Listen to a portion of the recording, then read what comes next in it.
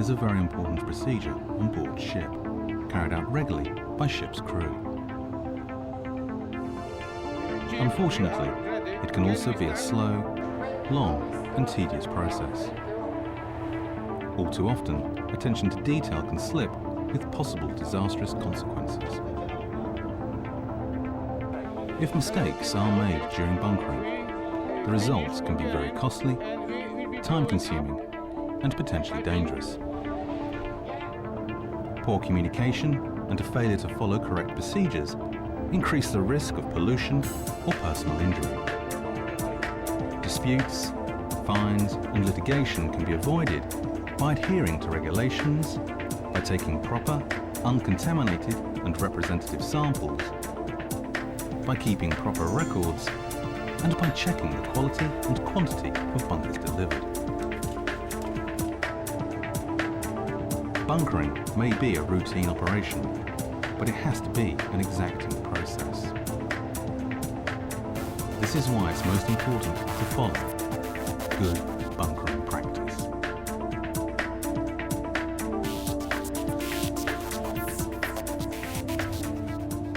You can take bunkers from shore tanks or have them delivered to your ship by barges or road tankers. The basic principles of quality and quantity control are the same in each case, although applied differently to suit the situation. In this program, we will illustrate barge delivery, as this is available in all parts of the world. We will take you through this process, showing how to complete a safe and successful bunkering.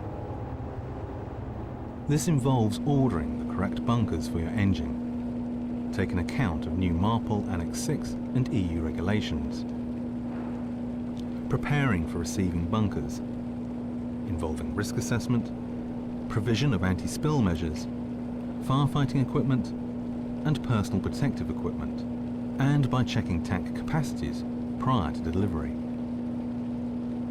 Verifying the quantity and quality of bunkers offered against the order. Checking tank levels on the barge before and after delivery. Verifying the method of obtaining samples and ensuring that the bunkers are loaded into the designated tanks on board.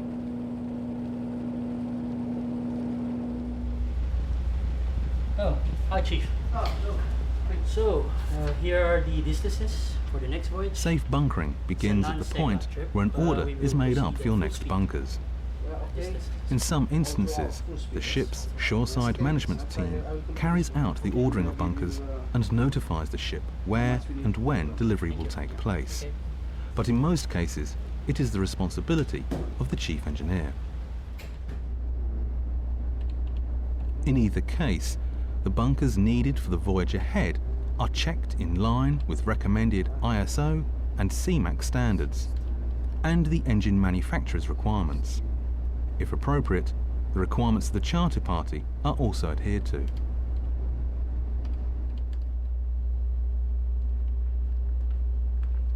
In addition, MARPOL Annex 6, which regulates air pollution from ships, now requires him to make sure that the bunkers he orders currently must not contain more than 4.5% sulfur.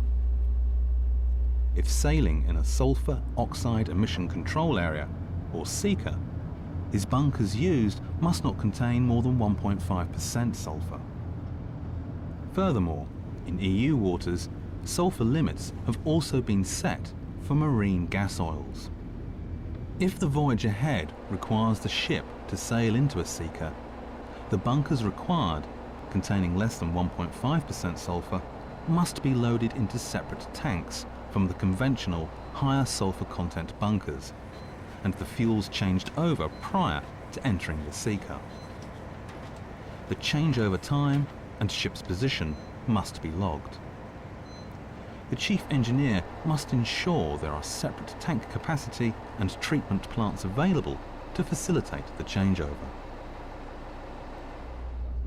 The chief engineer wants to have the best bunkers available within the specification limits so that he will get optimum performance out of the engines while minimizing maintenance time or downtime for repairs. Simply buying at the cheapest price could turn out to be the more costly.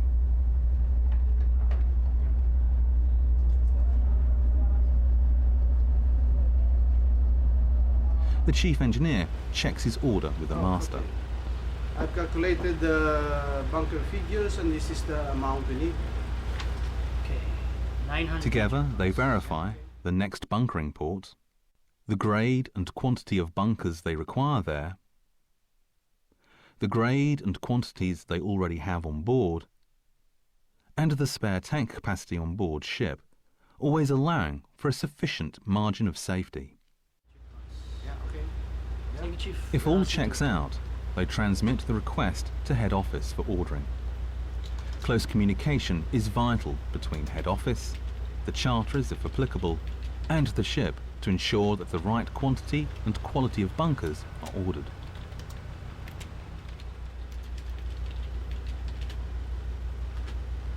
It is essential to schedule bunkering at ports where bunkers meeting the required specifications are available. This is the first step in reducing the chance of fuel problems on board. It should also be pointed out that regulations regarding bunkering operations vary in different ports around the world, particularly in the United States. Any local restrictions or procedures should be consulted prior to ordering. Ship's personnel must carry out a number of tasks in preparation for receiving the bunkers safely. The bunkering station must be cleared, making sure drip trays are cleaned and in place, and any sampling equipment made ready. It is often now a requirement that representative samples are taken at the ship's manifold during bunkers transfer, in addition to samples being taken on the barge. The shipboard drip feed sampling equipment should be checked for correct function, and all necessary new sample bottles, labels, lids and seals are made readily available. Firefighting equipment and anti-spill material must also be placed near the manifold in case of an emergency. At the same time, all scuppers and other deck openings must be sealed or closed. Any possible spillage must be prevented from leaving the ship. The ship's Shipboard Oil Pollution Emergency Plan, or SOPEP manual, should also be made available, and, if possible, the materials safety data sheet of the fuel supplied should be consulted. Smoking must be prohibited in the vicinity, and in the case of fire, assistance must be sought from shore authorities. During daylight hours, the Code B flag should be flown throughout the bunkering operation, warning passing traffic that a fuel transfer is taking place. If bunkering takes place at night, a red light must be displayed at the masthead. Additional deck lighting may need to be set up at the bunker station.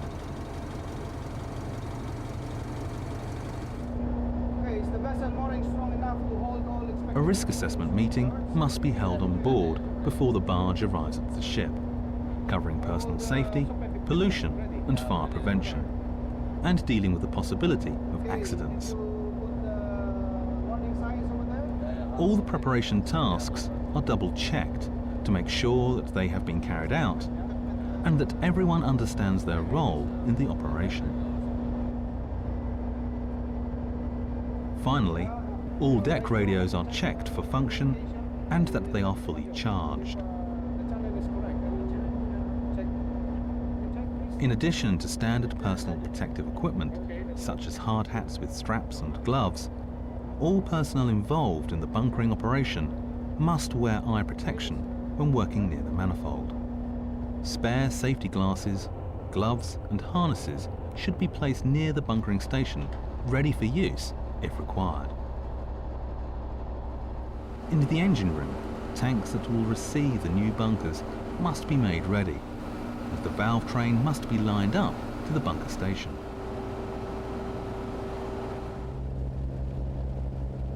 The ship is now ready for taking bunkers.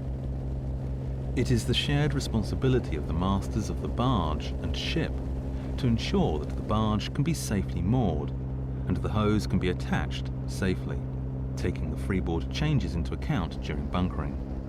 Circumstances may vary, but in most cases the barge master or bunker supplier's representative will want to come on board to discuss the order with the chief engineer. Likewise, an officer from the engineering department will be standing by to visit the barge to check the method of sample taking and to verify tank levels before and after delivery. Therefore, a safe means of access must be provided in accordance with local regulations.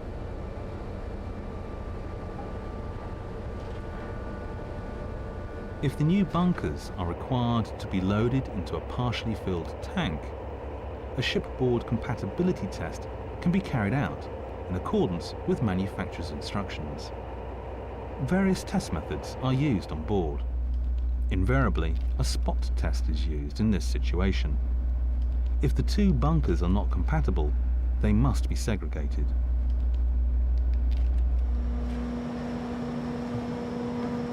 Chief, how are you? The chief engineer and the barge master, or supplier's representative, check the bunker's requisition form against the delivery note to ensure that the bunkers delivered are those ordered.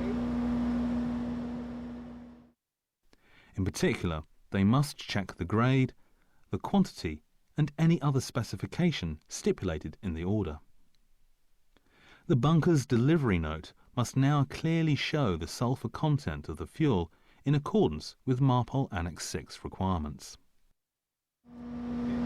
Okay, well for you, we have 900 tonne today. Special attention must be paid to the quantities ordered if the order refers to two different bunkers with different sulfur content. Checklist. For example, the order may refer to 750 tonnes of fuel with less than 4.5% sulfur content and 50 tonnes of fuel with less than 1.5% sulfur content. If the bunker's delivery note does not agree with the order, immediate remedy must be found. If two different grades of oil are to be delivered, it is recommended that the lighter grade be delivered first. This is to avoid contaminating the lower viscosity fuel by any heavier grade fuel that remained in the pipeline. We need from you your agreed pumping rate. Having resolved any unexpected issues, the chief engineer and the barge master agree on rates of delivery, usually starting slowly to allow checking that all the relevant valves are open and that the fuel is arriving at the designated tank. They also discuss maximum delivery pressure. Emergency shutdown procedure is agreed on, and their communication channels with each other are checked. Some ports, such as Singapore, require that a set of hand signals be agreed between the barge and the ship as a backup communication system in case of emergency.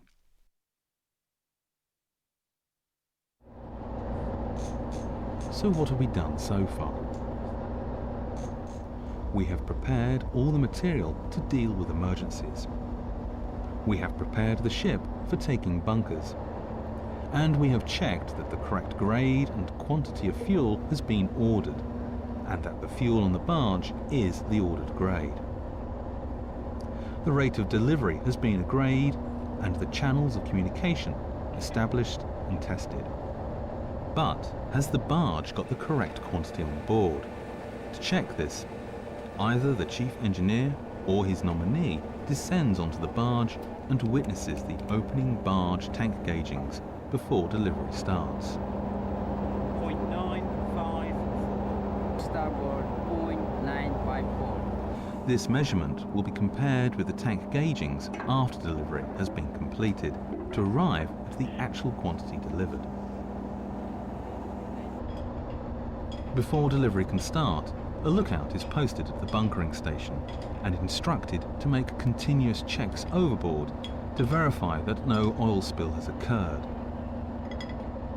Meanwhile, the chief engineer checks that the bunker's manifold is blanked off at the other side of the ship.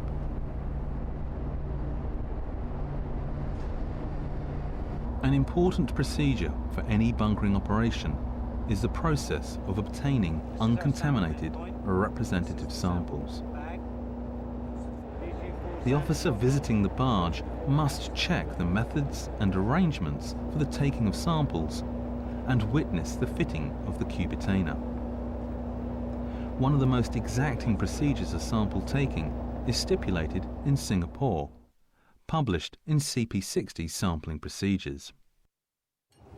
In many cases, samples are taken at the ship's manifold in addition to the samples taken aboard the barge. Typically, a continuous drip feed sampler is used, secured between the flanges of the hose and manifold. In this instance, the barge master or a representative from the bunker's suppliers will want to witness the setting up of any shipboard sampling equipment.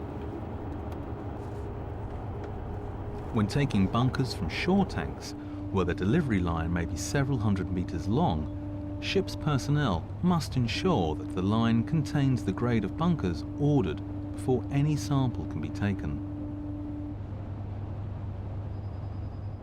Everything is almost ready. The chief engineer checks that the valve train from the manifold to the designated tanks is open and ready to receive bunkers. Once this is confirmed, he informs the barge that he is ready to receive delivery. Okay, we are ready to start now.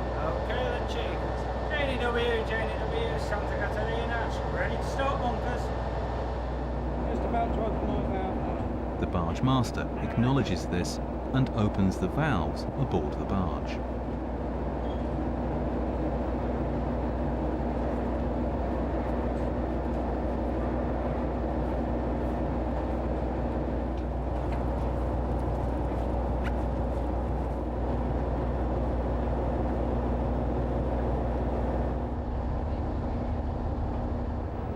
Santa Catarina, JDW, we're all ready to start pumping. Are you ready, please? Yeah, all ready. Just about to start pumping now. Thank you. Delivery starts slowly, and everyone involved checks for leaks, correct valve positions, and the arrival of the fuel at the designated tank. If everything is in order, then delivery can be established at the agreed pumping rate and pressure. The pressure gauge at the manifold must be monitored. If the gauge shows a rapid rise, pumping must be stopped immediately and the valve train to the designated tank checked. An overflow valve usually opens automatically on some ships to reduce pressure and prevent spills. Bunkering can take several hours. It is most important that during the entire process, lookouts are monitoring transfer both on the barge and at the bunkering station.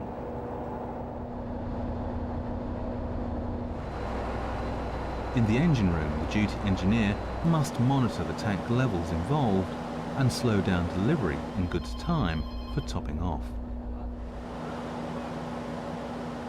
Tanks must be filled in the correct order to maintain stability. To ensure that this is done, good communication links must be in place between the engine room and the bunkering station, as well as between the ship and the barge. Any mistake in calculating tank capacities can result in spillage and delays. If such a thing happens, pumping must be stopped immediately. Valves along the delivery line must not be closed, however. It is the duty of the barge to ensure that delivery is stopped as soon as possible. Any spillages must be regarded as an emergency situation. Spilt oil should be treated and cleared away as soon as possible, ensuring that no fuel leaves the ship. If there has been any contamination, the harbour authorities must be informed and help requested to minimise the environmental damage. All such events must be logged and immediately reported to the proper authorities. For that reason, the posting of a lookout at the manifold is vital. failure to do so is a dereliction of duty.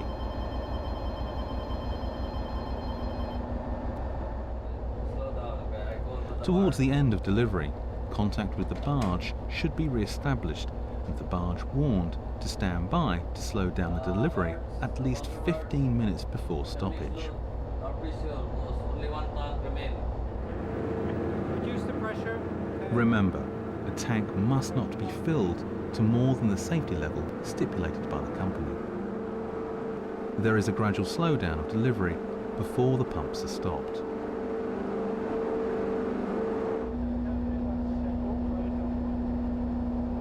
Katerina, Janie, pump all stop, valve closed, thank you.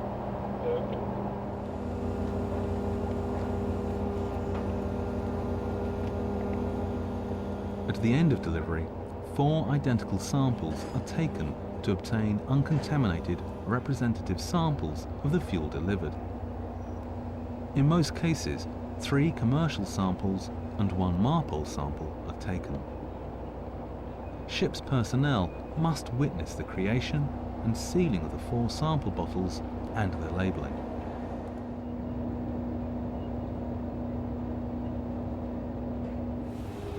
Likewise, if the sampling has taken place on board ship, the bunker's master or supplier's representative will also want to witness the sample creation, sealing and labelling. The labels are logged and countersigned by both parties. It is vital in the event of a dispute that the samples are the correct ones and that they have not been contaminated or tampered with.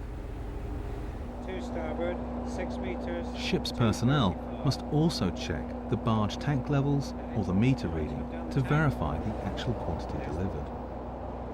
Okay. If these figures are agreed, the bunker's delivery note can now be completed, countersigned, and the ship's seal attached. Should there be a disagreement, a letter of protest must be presented to the barge master to register this. Government service tax. You need to The various cross out the samples no. are exchanged. If both the ship and the barge have produced samples, the barge master or supplier's representative will take at least one of the shipboard produced samples forget for to the bunker sample. supplier's records. Okay, To thanks. avoid confusion, MARPOL samples have a prescribed special label. The seal number must be recorded in a dedicated logbook. The sample logs, as well as the bunker's delivery note, must be kept for 3 years. The MARPOL sample must be held until the fuel is used up, or for at least 12 months. As bunkering is an oil transfer, it must be noted in the oil record book where appropriate. A Port State Control Officer may wish to inspect any of these documents and the MARPOL sample at any time. Some companies are taking the extra care not to use the fuel until test results are returned to them from an officially recognised testing agency.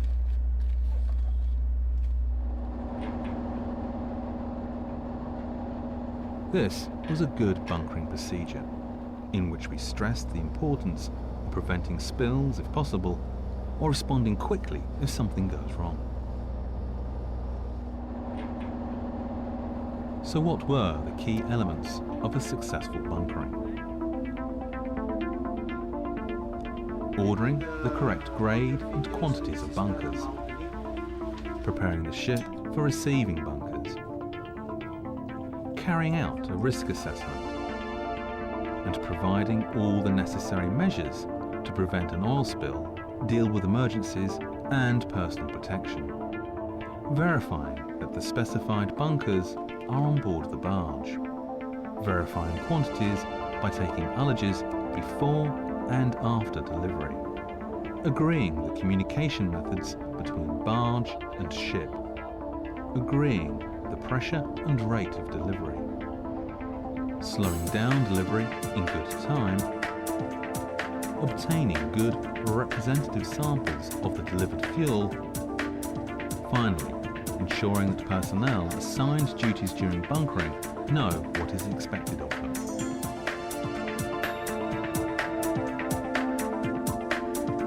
The Chief Engineer and his crew have ensured that they have followed all the recommended procedures, and they can now feel satisfied that this was a job